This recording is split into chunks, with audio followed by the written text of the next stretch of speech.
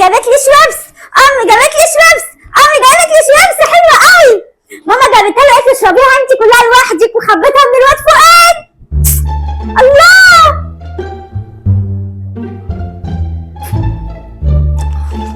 عماله اشرب فيها مش عايز تخلص. ايه ده؟ اروح اكل واجي اكمل. امي جابت لي شويبس، امي جابت لي شويبس.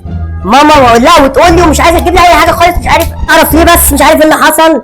وقعدت معاها وقلت لها وقالت لي ما بجيبش غير لاختك. ايه ده؟ دي بيره دي ولا ايه؟ ما بحبهاش.